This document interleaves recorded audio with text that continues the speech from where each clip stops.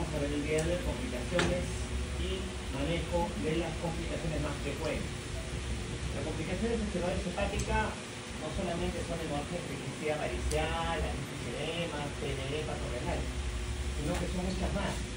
Miren cuántas complicaciones tenemos de lo que es cirrosis hepática. Acá tenemos las que ustedes se acuerdan, como asitis, hemorragia digestiva, encefalopatía hepática, y tenemos las que no se acuerdan, como por ejemplo la cardiopatía cirrótica, ¿no? Que quizás primera vez que la escucho. La cosa es que la gran mayoría de complicaciones, por no decir todas, tienen quizás una sola base fisiopatológica, que es la hipertensión portal. La hipertensión portal es la responsable de la gran mayoría de las complicaciones de la cirrosis hepática. Acuérdense que la cirrosis es una enfermedad crónica, irreversible en la gran mayoría de casos. Aunque hay patologías específicas, como por ejemplo hepatitis autoinmune y hepatitis C, incluso con grados avanzados de cirrosis podría haber cierta regresión, lo cual no ocurre, por ejemplo, en cirrosis por alcohol, eso no pasa, ¿no? Entonces, el enfoque es más en las complicaciones. Vamos a empezar con los casos clínicos. Tenemos el caso de Bruno, dice, 55 años de bebedor crónico de alcohol y acude a consulta como parte de una evaluación de rutina en su trabajo. Para que te den el link. Al examen le encuentra con sobrepeso, colelictericia, empleras, telangiectasia, sin edema. Estos hallazgos, con esos hallazgos le hacen una endoscopia digestiva alta, de rutina, y le encuentran varias infecciones hepáticas del segundo grado. La primera pregunta será entonces cuál es el diagnóstico del paciente. Con el hallazgo de ictericia, telangiectasias y varices, ¿ustedes podrían ya hablar de lo que es una cirrosis hepática? Si bien es cierto, el diagnóstico de cirrosis es anatomopatológico, ¿siempre piden biopsia de hígado? No, ¿no es cierto? Quizá podríamos estar hablando acá de una insuficiencia hepática crónica y una probable cirrosis hepática. Quizá nos falte acá un criterio radiológico, ¿no? Una ecografía con un hígado con superficie heterogénea, para mí suficiente para hablar de cirrosis. Si bien es cierto, cirrosis es un diagnóstico anatomopatológico, hay ciertos marcadores clínicos y de laboratorio que me hablan de una alta probabilidad de que exista cirrosis hepática. ¿Cuáles son esos marcadores clínicos? Asitis, telangiectasias y en laboratorio, plaquetopenia. Tú tienes sospecha de cirrosis, encuentras plaquetopenia, cirrosis hepática. Lo otro, tiene un contexto, tiene factores de riesgo para hablar de cirrosis hepática este paciente. ¿Cuál es su contexto, su factor de riesgo? ¿Qué más? Sobrepeso. El alcohol junto con la obesidad, lo que es el hígado graso, están ahí a la par como la primera causa de cirrosis hepática. Entonces ya saben cuál es el diagnóstico, ¿no? Y está complicada con varices hepáticas de segundo grado. ¿Cuál será la conducta terapéutica, estamos en terapéutica, en el paciente ante el hallazgo de las varices hepáticas de segundo grado? ¿Qué le podemos ofrecer a este paciente? Vamos a ver. Entonces, acá tenemos lo que es el manejo de profilaxis primaria de la hemorragia digestiva alta variceal. Profilaxis primaria es que tú vas a dar una indicación para que el evento no suceda. Hay que evitar que suceda por primera vez. Esas varices nunca han sangrado. Mi objetivo es que no sangre. ¿Y qué tengo yo para evitar que suceda ese sangrado? Beta bloqueadores, no cardioselectivos, como por ejemplo propanolol o carvedilol. La sugerencia actual se inclina más por el carvedilol. ¿Cuál será el objetivo de dar beta-bloqueadores no selectivos? Disminuir la presión portal. ¿Ya? El objetivo de dar beta-bloqueadores no selectivos es disminuir la presión portal. Ahora, ¿cómo yo me doy cuenta que estoy disminuyendo la presión portal? ¿Puedo medir de alguna manera la presión de la vena porta? ¿Cuál es el gol estándar para medir la presión de la vena porta? El gol estándar es cateterismo venoso de vena suprahepática, cosa que nadie hace. Entonces, ¿de qué manera podemos inferir que estamos logrando ese objetivo midiendo la frecuencia cardíaca? Que esté entre 50, 60, 55, o sea, que baje la frecuencia cardíaca. De esa manera yo infiero que el beta bloqueador está funcionando. En contraindicación de beta bloqueadores, digamos que el paciente tiene un asma exacerbado, tiene hipoxia exacerbado o tiene alguna razón para no indicar estos fármacos. Aquí yo indico endoligadura, ligadura de baño. Pero ojo, estamos hablando de un paciente que yo he encontrado varices, pero que nunca antes han sangrado. Yo quiero evitar que sangren por primera vez. Ahora, ¿en quiénes voy a indicar profilaxis primaria? Basta que yo tenga varices para que yo indique profilaxis primaria. Voy a indicar profilaxis primaria, o sea, beta bloqueadores, aún sin varices. Porque una costumbre es que yo tengo un paciente con cirrosis y tu RP en tu mente es que tengo que darle beta bloqueadores. Tú puedes pensar, ¿no? O sea, si evita que la varice se rompa fácilmente, también podré darlo para evitar que la varice se desarrolle. Digamos que tienes un paciente con cirrosis que no tiene varices. Tú puedes pensar que yo le doy beta bloqueador para evitar que la varice aparezca. Pero eso no es así. La indicación de beta bloqueadores en cirrosis tiene indicación son bien puntuales. ¿Cuándo se deja? Cuando tengo varices grado 1 con signos rojos. Fíjense la superficie de esta varice, como tengo unos cuadrados rojitos. Esos puntos rojos o signos rojos en la superficie me indican alto riesgo de sangrado. Varices grado 1 con signos rojos, profilaxis primaria.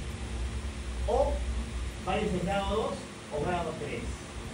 Grado 3 es cuando me fluye más de un tercio de la luz. Grado 2 o 3 o 1 con signos rojos, profilaxis primaria. Si son solamente grado 1, no le dejo nada. Si no tiene varices, tampoco le dejo nada. O sea, tiene indicaciones puntuales. ¿Y cuál es mi objetivo? Manejar frecuencia cardíaca.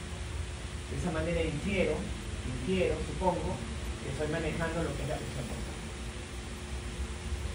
Entonces, el gol estándar para medir la presión portal es con cateterismo de la suprahepática. ¿Qué me mide eso? La gradiente de presión venosa hepática. Que lo normal es que sea menos de 5. Lo normal de esa gradiente que yo mido por cateterismo de suprahepática es menos de 5 centímetros de mercurio. Para que aparezcan varices, no tiene que estar en 6 ni 7, tiene que ser más de 10. Y para que haya riesgo de sangrado, más de 12. O sea, tiene que aumentar bastante para que recién el paciente las desarrolle y peor aún para que sangre. Entre 6, 7, 8, 9 probablemente no se desarrollen varices esofágicas. Si yo a un paciente con 6, 7, 8 de gradiente de presión venosa hepática le doy beta bloqueadores, no está comprobado que evite que se desarrollen estas varices. Luego se van a dar cuenta que incluso los beta bloqueadores se dejan en pacientes muy específicos, en un rango terapéutico muy estrecho. Y muy antes, o sea, no evitan que se desarrollen las varices, ni tampoco en cirrosis muy avanzada, porque le puede aumentar la mortalidad en esos pacientes. Vamos a ver. Esta es la fisiopatología de la cirrosis hepática, que es, bueno, de la hipertensión portal, que es un poco compleja. Ustedes saben que la cirrosis me altera la arquitectura en el hígado, ¿no? Y me aumenta la presión hepática, en otras palabras me aumenta lo que es la presión portal. Hay una hipertensión portal porque la arquitectura del hígado está alterada. Entonces, si hay una hipertensión de la vena porta, el organismo, ¿qué va a hacer para compensar esa hipertensión portal? Va a producir vasodilatadores. Para contrarrestar la hipertensión portal, el organismo produce vasodilatadores. ¿Qué vasodilatadores? Principalmente óxido nítrico, entre otras cosas. O sea, los cirróticos son pacientes vasodilatados. Ustedes se acordarán cuando examinaban a los cirróticos, su presión era alta, no, estaba en 160, 90, 60, un poco baja, porque son pacientes vasodilatados. Esos vasodilatadores, su objetivo es relajarme a la vena porta, es decir, me producen una vasodilatación esplácnica de los vasos sanguíneos mesentéricos e intestinales, de alguna manera para contrarrestar la hipertensión portal, lo cual no lo logran. Más bien, ¿qué es lo que pasa? El vaso sanguíneo se dilata, aumenta el continente, pero el contenido sigue siendo el mismo. O sea, estos pacientes tienen una hipovolemia relativa, que le llaman. Tienen un aumento de tamaño del diámetro del vaso sanguíneo, pero el contenido sigue siendo el mismo. Son pacientes hipovolémicos, vasodilatados. Pero esta vasodilatación esplácnica intestinal, finalmente lo que va a hacer es aumentarme el flujo sanguíneo hacia la vena porta, y al final me termina empeorando la hipertensión portal. En otras palabras, por querer compensar algo, termino malogrando todo. Es un tema. Entonces, esa vasodilatación esplácnica me produce un subllenado, digamos, arterial. Hay una vasodilatación, pero ese contenido sigue siendo el mismo. Son pacientes desletados de volumen. ¿Y qué sucede? Se aumenta el continente, pero no el contenido. El organismo lo va a censar eso como una hipovolemia, ¿no? Hay una vasodilatación. El organismo censa eso como una hipovolemia, porque el contenido intravascular sigue siendo el mismo, no aumenta. Y cuando hay una hipovolemia, el riñón, ¿qué cosa produce? ¿O qué sistema activa? Sistema renina, angiotensina, aldosterona. Renina, angiotensina, aldosterona. ¿Qué hace la aldosterona? Reabsorbe sodio y agua a nivel del túbulo colector. Reabsorbe sodio y agua a nivel del túbulo colector. Estos pacientes cirróticos tienen un hiperaldosteronismo secundario. Y como la aldosterona se depura por vía hepática encima, la aldosterona va a estar recirculando. O sea, tienes un hiperaldosteronismo secundario que reabsorbe mucho sodio y agua. Por eso que se producen en estos pacientes la citis y los edemas. ¿Se dan cuenta? O sea, se activan vasoconstrictores, se activa lo que es el RAS, sistema renina, angiotensina y aldosterona. La aldosterona, que produce retención de sodio y agua, formación de ascitis. Retención de agua, formación de hiponatremia, desarrollo de hiponatremia dilucional. No solamente eso, sino que en contrarrespuesta a la vasodilatación esplácnica, se van a también producir algunos factores vasoconstrictores a nivel renal. En respuesta a esa vasodilatación esplácnica cada vez más intensa y más crónica, se van a producir vasoconstrictores que me van a cerrar la arteriola aferente. Y al cerrarse la arteriola aferente, se produce una hipoperfusión renal y se desarrolla lo que es el síndrome hepatorenal. Se dan cuenta que el sustrato es la hipertensión portal. La hipertensión portal me induce vasodilatación esplácnica. Yo en contrarrespuesta a lo que yo mismo he producido. O sea, la hipertensión portal me produce óxido nítrico. El óxido nítrico me produce vasodilatación esplácnica. Pero mi contrarrespuesta, ¿cuál es? Producir vasoconstrictores y absorber sodio y agua para manejar esa hipovolemia relativa. Esa erosión de sodio y agua, ¿a qué me lleva? A citis, hiponatremia dilucional. Y conforme esta respuesta se hace más crónica y más intensa, se producen más vasoconstrictores y hacen que se cierre la arteriola aferente. ¿Y qué se produce? El hepatorenal. O sea, las complicaciones serían una sola base fisiopatológica, finalmente. Entonces Bruno dice, cumple la medicación indicada, a veces el paciente le dejan propanolol 2 veces al día. Sin embargo, es llevado a emergencia para presentar hematemesis sin edema.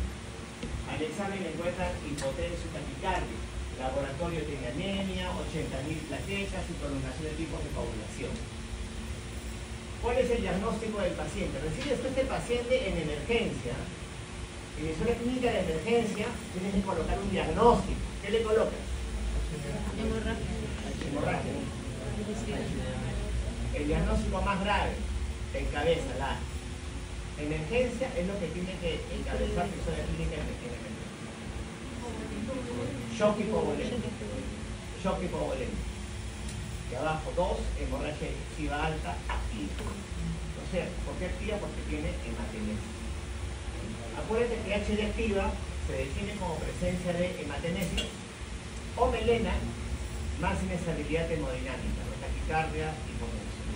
Entonces, lo prioritario que haya el paciente es shock hipovolémico por una activa en un paciente con eso. Entonces, ¿cuál será la primera medida terapéutica que vas a tomar con este paciente? ¿Ah? Reposición. Fluidoterapia de reanimación. Fluidoterapia de reanimación. Ahora, ¿qué estrategias hay que tomar en cuenta entonces en este sangrado agudo? Lo primero es fluidoterapia de reanimación. ¿De elección qué son? ¿Coloides o cristaloides? Cristaloides. Fluoruro de sodio o rin. De elección son los cristaloides. Ahora, en paralelo también tengo que tomar otras medidas. Por ejemplo, la HD activa varicial tiene un manejo farmacológico y un manejo también endoscópico. Un manejo farmacológico y un manejo endoscópico. ¿Por qué se rompen las varices? ¿Por qué crecen y se rompen? Por la hipertensión portal. Por la hipertensión portal. Y esa hipertensión portal también aumenta, acuérdense, por la vasodilatación esplácnica. Esa vasodilatación esplácnica que ocurre, finalmente aumenta el flujo sanguíneo hacia la vena porta y aumenta la presión venosa de la vena porta. Entonces, una forma que yo tengo de reducir la presión portal es cerrando el vaso sanguíneo, produciendo una vasoconstricción esplácnica. Suena paradójico, ¿no? Tengo hipertensión portal y voy a darle vasoconstrictores. Pero esos vasoconstrictores no van a actuar en la vena porta, van a actuar en los vasos sanguíneos que están por detrás de la vena porta. Van a disminuir el flujo sanguíneo hacia la vena porta. El manejo farmacológico entonces consiste en dar fármacos vasoconstrictores. Y en paralelo, ¿en qué voy a pensar? En el manejo endoscópico. Endoscopía para cerrar el sangrado. ¿Con qué? Con endoligadura. Otro tipo de medidas también hay que considerarlas, vamos a mencionarles cuándo. El balón de Sengstaken-Blackmore, ¿se acuerdan? La sonda de Sengstaken-Blackmore y los tips, que fue intervencionista. Solo Medifar, ¿no? Sí, es de Medifar. Ya, fluoruro. Primero, fluidoterapia de reanimación. ¿Ya? Fluidoterapia de reanimación. Es la primera medida que toma en cualquier paciente con shock hipovolémico. Acuérdate que la fluidoterapia de reanimación tiene que ser con un catéter corto y ancho. De preferencia una bránula número 16, 18. Una bránula, un catéter, 20, 22, dos plaquetas se obstruye, ¿no? Y ya no pasa nada. Entonces un catéter corto y ancho. Mi objetivo es mantener la presión arterial sistólica más de 100. La hemoglobina, ojo, se transfunde solo si la hemoglobina es menos de 7. Entre 7 y 9 tengo que mantener los niveles de hemoglobina. Mi objetivo no es que llegue a 10 o 11, 12. Más de 9 incluso se ha visto que puede aumentar la mortalidad en el paciente, porque puede aumentar el sangrado. ¿Okay? Transfusión de hemoderivados, plaquetas, plasma, dependiendo de cada caso. O sea, esto es manejo de sangrado agudo. Hemos visto manejo de profilaxis primaria, evitar que el sangrado suceda por primera vez. Hoy estamos ante un paciente que ha sangrado de forma aguda. Manejo farmacológico. ¿Qué vamos a ver en el paciente?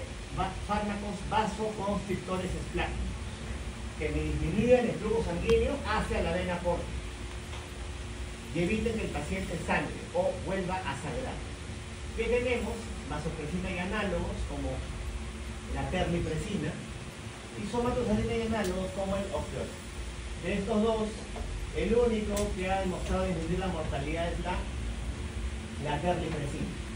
Y la ventaja es que se da por vía endovenosa, en bolus, a diferencia del opioide que se da en infusión. Y aparte que es mejor. ¿Cuál es el mecanismo de acción? Vasoconstricción esplácnica. Me cierra el flujo, me disminuye el flujo hacia la vena porta. Acuérdate que como no hay un buen flujo portal, se forman colaterales. Y esos colaterales son las varices justamente esofágicas. La idea es cerrar los vasos sanguíneos antes de la porta, es evitar que siga habiendo flujo sanguíneo hacia la porta y sus colaterales. Y haya menos desangrado. Claro, suena paradójico. Tengo hipertensión portal y voy a darle un vasoconstrictor. pero ese vaso colector va a actuar antes de la sonda. En el sangrado agudo también se dan antibióticos, incluso sin evidencia activa de infección, porque ese sangrado que tengo a nivel del intestino me puede favorecer que la plasmocasión bacteriana y podría aparecer peritonitis bacteriana espontánea en un paciente que tiene así. Se deja ceftriaxona por 5 días. Inhibidor de bomba de protones como el omeprazol no se usa de rutina en pacientes con cirrosis, salvo que tenga antecedente o evidencia de enfermedad úlceropética. Aparte del manejo médico, también tenemos el manejo endoscópico. ¿Y qué se deja acá? Endoligadura. Endoligadura. Otras alternativas es la escleroterapia y el seno pediátrico, pero esto, sobre todo en varices gástricas. En varices gástricas sí no funciona mucho la endoligadura por la morfología de las varices. En cambio, en esofágicas la elección es la ligadura, endoligadura. ¿En qué momento debo realizar la endoscopía? Al primer contacto con el paciente yo ya la pienso y debo realizar las primeras 12 a 24 horas. Con un paciente estable, por supuesto, hemodinámicamente. ¿Cuándo uso el taponamiento con balón? La sonda de Sengstaken-Blackburn. Mira, esto es como una sonda folio, ¿no? La coloco, este globo va en el fondo gástrico y este globo va en el esófago. La sonda de Sengstaken-Blackburn la uso cuando el endoscopista falla en parar el sangrado. Viene un paciente con HD activa, viene el endoscopista activa y no puede controlar el sangrado. Ahí yo voy a usar la sonda de Sengstaken-Blackburn. ¿Y qué pasa si el paciente resangra? Ya controlé el sangrado, pero vuelve a presentar un episodio de sangrado. Ahí puedo colocar los tips. Los tips se colocan por la vena yugular como intervencionista. Vena yugular, vena cava inferior, vena suprahepática. Mira, esto es lo que pasa. Hay un flujo turbulento por la porta, ¿no? Porque no puede pasar el flujo por el hígado cirrótico, fibrótico, hipertensión portal. Consecuencia, colaterales, varices, sangrado. Por la yugular, por la vena cava inferior a la suprahepática yo coloco un stent. Y ese stent abre paso entre las suprahepáticas y la vena porta. Y el flujo es limpio, libre. Vencí de alguna manera la hipertensión portal. Una maravilla, ¿no? O sea, hay un puente, hay un stent que me libera ese flujo turbulento y hace que el flujo pase sin ningún problema. ¿No se dan cuenta que esto es lo máximo? Entonces, ¿por qué no se siente? O sea, tú ves esto y esto debería funcionar, esa es ya la solución a ese problema, ¿no? Ya no hay hipertensión portal. Lo que pasa es que eso también me sirve de bypass para el amoníaco. El amoníaco, acuérdate, se depura por el hígado, que de por sí no funciona bien. Si yo doy la puerta libre al amoníaco y otras sustancias, ya no se va a metabolizar. Pueden ocurrir otras complicaciones, como la encefalopatía hepática. Este bypass que yo hago, este tips que yo coloco, que es un puente de la fórmula suprahepática, es una puerta libre para que el amoníaco llegue a nivel cerebral y se pueda desencadenar la encefalopatía hepática, que es una complicación justamente de estos tips. Si yo coloco tips a un paciente, es porque yo estoy ya pensando en qué, en hacerle un trasplante hepático. Un trasplante hepático, porque ese paciente va a ser el paciente. ¿Cuál sería entonces la terapéutica en un sangrado agudo, ¿no? Fluoroterapia de reanimación, hemoderivados sí, hemoglobina de 9,7, ceftriaxona, terlipresina de preferencia y manejo endoscópico. Si es un HDA que el endoscopista no lo controla, ¿cuál es la actitud? Sengstaken-Blackburn, ¿no? Y si resangra, tengo que valorar la opción de lo que son tips. Muy bien. Lo mismo que les he mencionado, ¿no? El objetivo de que controle la hemoglobina entre 7 y 8, antibiótico profilaxis con ceftriaxona. Si el paciente sangra nuevamente, bueno, se puede colocar tips. Taponamiento con balón si el sangrado es masivo, si el sangrado importante, masivo, taponamiento con balón. Generalmente es el primer contacto. Los endoscopistas no pueden controlar taponamiento con balón. Bruno es manejado en emergencia, maneja sus varices con derritricina endovenosa y endoscopía con endoligadura, con lo que se controló el sangrado. O sea, han controlado el sangrado. Se hospitaliza y ya se encuentra en condiciones de alta hemodinámicamente. Entonces, en relación con la HDA, ¿cuál será la indicación al alta? Hemos visto profilaxis primaria, evitar que se usara por primera vez. Hemos visto sangrado agudo. Ahora hay que evitar que sangre por segunda vez. Esto se llama profilaxis secundaria, evitar que vuelva a suceder. Y acá, ¿qué se usa? Se usa beta bloqueadores más endoligadura. Beta bloqueadores, propanolol o carvedilol, más sesiones de endoligadura hace radicar las varices. Entonces son los tres escenarios de manejo de HDA varicial: profilaxis primaria, sangrado agudo y profilaxis secundaria. Ahora, ya me inicié de bloqueadores. ¿Toda la vida se va a quedar con esos fármacos? Es la pregunta. Porque hay la idea, ¿no? Ya saben que no, a todo cirrótico no le voy a dar beta-bloqueadores. Pero cuando ya los inicié, voy a darlos siempre. Mira, los beta-bloqueadores se dejan solamente en estos pacientes, en cirrosis descompensada. En cirrosis temprana, aquel paciente con signos incipientes, que no tiene varices, los beta-bloqueadores que dice acá no están indicados. Y en cirrosis avanzada, ese paciente Chaise, que es medio impotencia, con hipertensión crónica, tampoco le dejo beta-bloqueadores. Porque en ese paciente con cirrosis avanzada, la mortalidad la aumentan estos fármacos. Evitar los beta-bloqueadores, ¿cuándo? Presión sistólica menos de 100, arterial vena menor de 32, sodio menor de 120, falla renal, hepatorenal, TBE, sepsis. En estos pacientes, más bien los beta-bloqueadores no aumentan la mortalidad.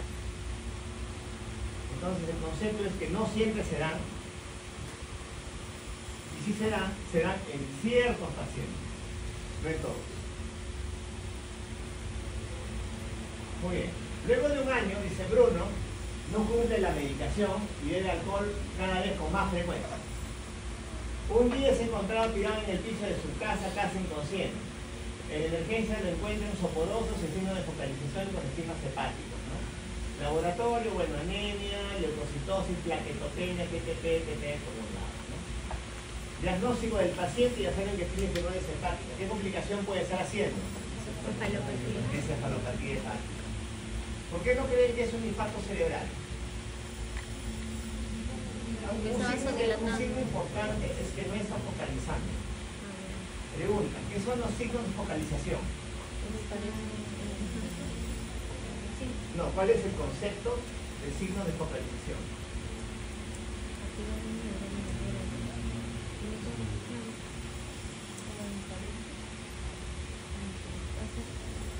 Son los signos que derivan de un cuadro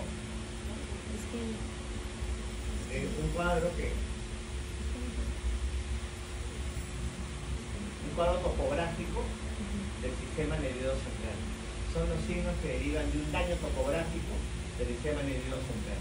Yo tengo un daño en la cápsula interna del lado derecho, la anestesia va a ser izquierda. Yo tengo un daño en el mesencefalo, el tercer par también se comprometió en ese lado. O sea, por la clínica yo puedo deducir en qué territorio se encuentra la lesión. Son signos de focalización. Si el paciente no focaliza, probablemente la causa del trastorno de conciencia sea metabólica. En el contexto de un paciente con cirrosis, que saben lo que es una encefalopatía. Muy bien. ¿Qué medidas vas a tomar con el paciente? Con respecto a la encefalopatía hepática en sí, ¿qué medidas terapéuticas conocen que se aplican en estos casos? La lactulosa. ¿Qué más? Diálisis, no. De primera mano, no. Antibiótico terapia. Rifaximina también. Vamos a ver. Primero el concepto, ¿no? Disfunción cerebral producida por la insuficiencia hepática y o shunt cortosistémico. Shunt cortosistémico. ¿Qué pasa? Que el hígado metaboliza ciertas sustancias. Si el hígado no funciona, las sustancias bypassean el el hígado y se van al sistema nervioso central. Pero solamente la cirrosis es la causante de encefalopatía hepática. La vena porta hace que la sangre pase por el hígado y luego vaya por la suprahepática. A veces hay shunt congénitos, donde hay shunt de la vena porta hacia otra vena sistémica y puede haber encefalopatía hepática. O también postquirúrgicos. A veces hacen bypass de la porta a la vena renal o a la vena de otro lado, gástrica, por ejemplo, izquierda, y hay un flujo que bypassea el hígado. Pero la gran mayoría son por infección hepática, ya me cirrosis hepática, que me da una serie de normalidades neurológicas y psiquiátricas. Aquí están los grados de encefalopatía hepática. Acuérdense que la asterixis o el flapping se encuentra en el grado 2. En el grado 2. Pero no es patognomónico, ¿ah? De encefalopatía hepática. Flapping asterixis se encuentra en qué? En encefalopatía metabólica. Por ejemplo, encefalopatía urémica, encefalopatía hipercápnica. Y me revela daño en los ganglios basales. ¿Okay? Para los que no sabían o no recuerdan, también hay una encefalopatía hepática mínima, que clínicamente no la vas a evidenciar, salvo con test psicométricos, ¿no? O neuropsicológicos, para que recuerden. ¿Por qué se produce? Como le dije, el amoníaco viene del metabolismo de las proteínas. Este amoníaco es el NH3. Viene del metabolismo de las bacterias en el intestino, de las proteínas y del riñón. Este amoníaco normalmente lo metaboliza el hígado y produce urea. ¿Ok? El hígado. Pero el hígado no funciona, pues. Y ese amoníaco bypassea el hígado y se mete al sistema nervioso central. Y me produce disfunción del astrocito. Y acuérdense por histología que el astrocito forma parte de qué? De la barrera hematoencefálica. Me produce edema cerebral, entre otras cosas. Entre otras cosas. El problema es el amoníaco, entre otras cosas. Entonces, lo más común es que haya un daño hepático, una cirrosis hepática. Pero pueden haber shunts, bypass, que me comuniquen la vena porta con vena sistémica. Y este amoníaco se meta por otra vía que no sea el hígado. Por eso la definición no solamente incluye disfunción hepática, sino también otro tipo de shunts que podrían existir. Imagínate si acá le coloco un TIPS, por ejemplo, con mucha más razón, ¿no? El amoníaco fácilmente se va a ir del cerebro y produce encefalopatía hepática. No solamente es que la diagnostiquen, también tienen que pensar cuál ha sido el factor que la ha ocasionado, factor precipitante. Hay varios factores. Si les pregunto cuál es el más frecuente, ¿qué responden? Principal factor exacerbante de encefalopatía hepática. Sangrado digestivo. Sangrado digestivo. ¿Ya? También tenemos infección de fármacos, hipovolemia, etc. O sea, también tengo que manejar el factor de descompensación. ¿Qué medidas puedo yo hacer frente a la encefalopatía hepática? Hay múltiples medidas. La mayoría no sirve. ¿Qué es lo que sirve? Lactulosa.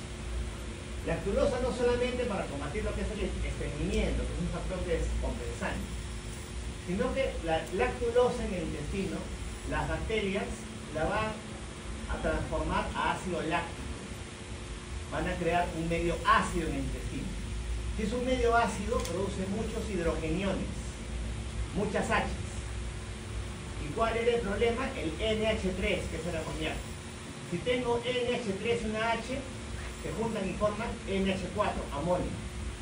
Y el amonio no se absorbe, se elimina.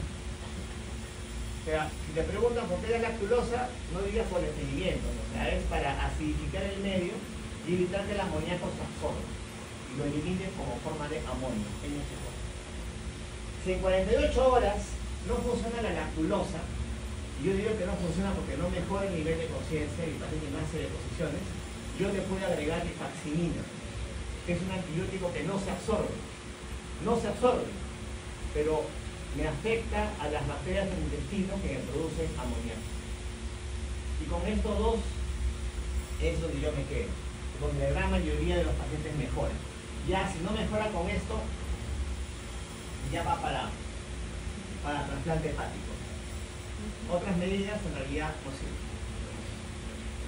Luego de salir de alta, va a control ambulatorio, hay evidente aumento de volumen de piernas y distensión abdominal. ¿Cuál es la complicación que tiene ahora?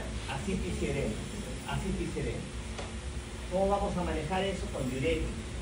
Solo diuréticos, restricción de agua y sal también. Sobre todo sal. Acordarse que la hipervolemia no es por hipoaluminemia, ¿no? Sino consecuencia de qué era? De un aumento de absorción de sodio y agua, como consecuencia de un hiperaldosteronismo, como consecuencia de una hipertensión portal. La hipertensión portal le producía vasodilatación esplácnica. Esto es sensado por el riñón, el cual activa mecanismos como el sistema renina, angiotensina y aldosterona, que finalmente me resuelven el sodio y agua. O sea, tiene que sacar la aldosterona, que produce un hiperaldosteronismo. Para que recuerden nomás que lo que es la ascitis, yo la estudio con lo que es el gradiente de albúmina, ¿no? Si en derrame pleural yo uso los objetivos del Light, en ascitis yo uso lo que es el gas, para ver si es por hipertensión portal o no es por hipertensión portal.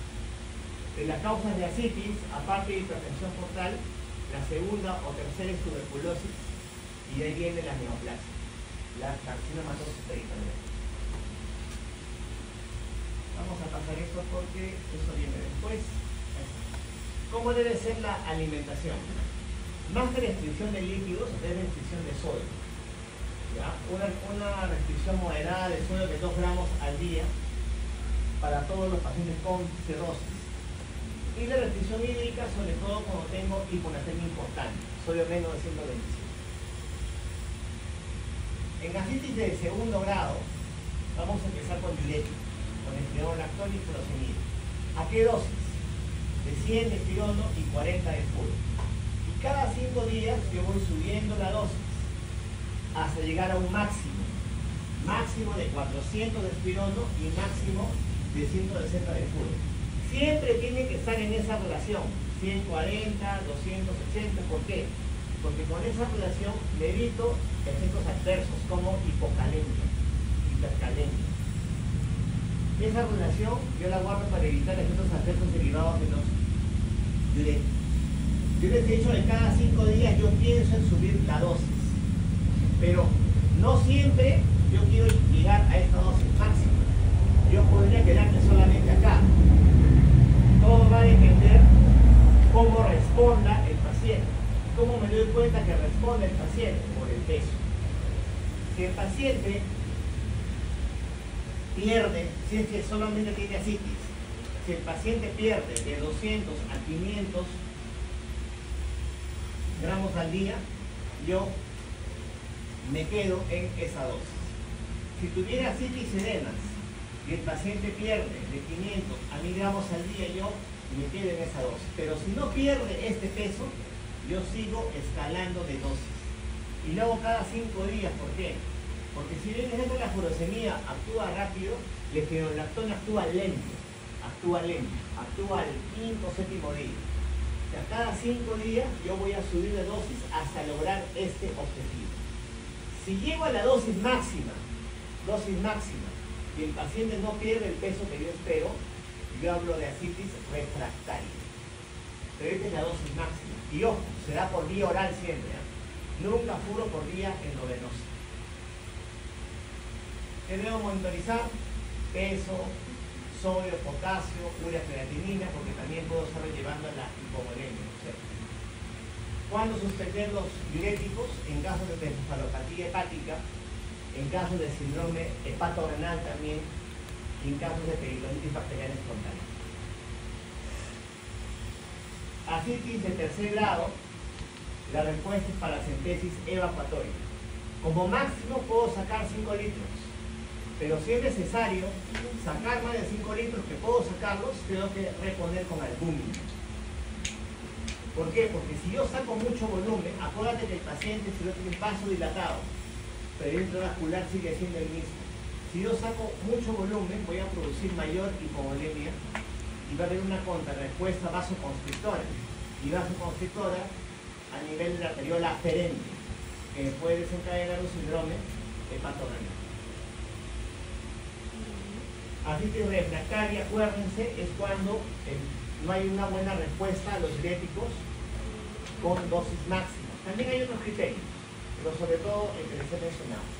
Ante una artritis refractaria, la opción de manejo es paracentesis evacuatoria. Lo que les mencioné, paracentesis evacuatoria, y estos pacientes ya se piensa en el trasplante también. Durante su hospitalización el paciente presenta dolor abdominal y alza térmica, sigue con edemas, ascitis y dolor abdominal a la palpación. ¿Cuál creen que es el diagnóstico del paciente, de sospecha? ¿Qué puede estar haciendo? Tiene ascitis y dolor abdominal. Puede estar haciendo una peritonitis bacteriana espontánea. La condición sine qua non, o sea, que tiene que estar presente es ascitis. Ascitis con dolor abdominal, tienes que pensar en peritonitis bacteriana espontánea. ¿Qué medidas tienes que tomar? Primero tienes que confirmarla. ¿Cómo la confirmas? ¿Cómo la confirmas? Paracentesis diagnóstica. ¿Qué buscas? ¿El germen? No. ¿El germen no te encuentras? Leucocitos. Más de 250 polimorfonucleares. El germen más frecuente es la E. coli, pero no lo sueles encontrar. Tú buscas leucocitos. Si encuentras eso, es suficiente para hacer el diagnóstico de una PBE. Y el manejo es con ceftriaxona o cefotaxima. Acá no encontramos mucho cefotaxima, usamos ceftriaxona por 5 días. El riesgo que hagas PBE es que puedas desarrollar un síndrome hepatorenal. Y en ocasiones tienes que agregar albúmina. Cuando tengo elevación de una creatinina y elevación de bilirrubinas, el riesgo de desarrollar hepatorenal es mucho mayor. Entonces, en esos casos se dejan antibióticos junto con albúmina. Ahora, ¿cuál es el problema? Una vez que haces PBE, tienes alto riesgo de hacerla por segunda vez. Por segunda vez. Y un riesgo mucho mayor de hacer un hepatorenal. Entonces el paciente debería irse con antibiótico profilaxis, casi de por vida. Lo que pasa es que las guías internacionales están de acuerdo a qué? A un mundo ideal en el cual todos los pacientes, o la gran mayoría, llega a qué? Al trasplante hepático. Acá eso no sucede, ¿no es cierto? Entonces por eso que el antibiótico profilaxis la damos casi permanentemente, una vez que el paciente ha hecho su primer episodio de PBE. Acuérdense que el riesgo de la PBE es que haga un síndrome hepatorenal. Lo mismo porque en el caso de que hay una translocación bacteriana y hay un síndrome hepatorenal, se liberan sustancias proinflamatorias que pueden producir más vasodilatación esplácnica, y cuando hay más vasodilatación esplácnica, el organismo que produce vasoconstrictores, que me cierran ¿qué? La arteriola aferente, que desencadenan un hepatorenal, disfunción renal y lo demás. Entonces, grupos que manejamos ceftriaxona por 5 días, suspensión diurético, sin embargo, desarrolla encefalopatía. Sigue en 60, ictericia, sigue con edemas, con ascitis, somnoliento, urea y creatinina comienzan a incrementarse. Es la evolución natural de un paciente cirrótico. ¿Qué creen que puede estar pasando con este paciente? Hizo una PBE, no respondió como nosotros esperábamos y comienza a elevar urea creatinina. ¿Qué puede estar pasando? ¿Qué medidas tengo que tomar? Vamos a ver.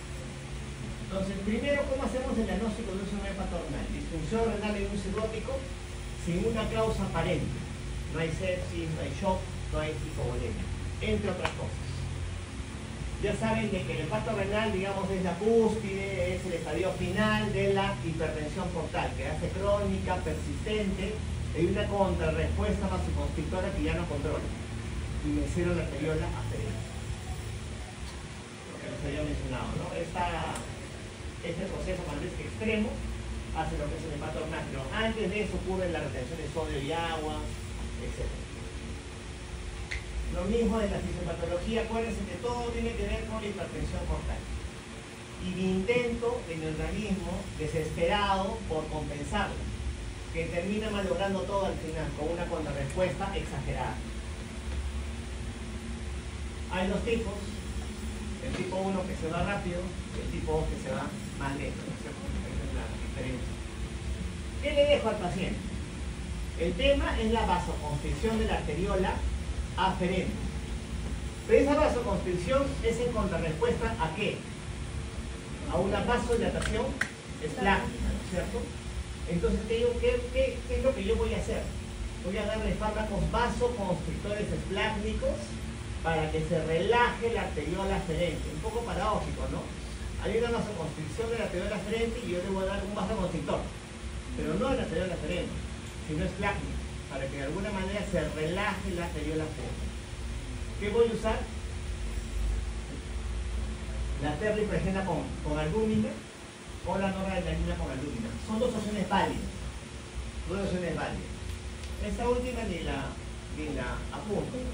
Ahora, en este paciente, con el pato renal que tengo que suspender casi todo, mira, o sea, no puedo usar diuréticos, no puedo usar beta-bloqueadores. Doctor, pero está con edema, o sea, no puedes hacerlo, porque eso me aumenta el riesgo de que el hepato renal progrese. Si se dan cuenta, en el serótico hay un momento en que puedes hacer algo y un momento en que no puedes hacer nada. Hay un momento en que cierta medicación puede estar indicada, pero puede más bien alterar otra cosa. Son pacientes que lamentablemente llega un momento que medicación que puede estar indicada puede generar incluso más daño. Tú tienes un paciente con ascitis y con bastante edema, que hace hemorragia digestiva alta activa. Tú sabes que le vas a fluoterapia, pero a su vez la fluoterapia va a edematizarlo más. ¿Entiendes? Eso es lo que sucede. Tú sabes que tienes que darle diurético, pero si tienes el hepato renal no puedes hacerlo. O sea, son pacientes que tienen que tener un manejo muy fino y tienen que saber qué cosa hacer en el momento indicado. Yo creo que es la última. Bueno, eso es todo. ¿Preguntas? Nada más. Listo. Gracias.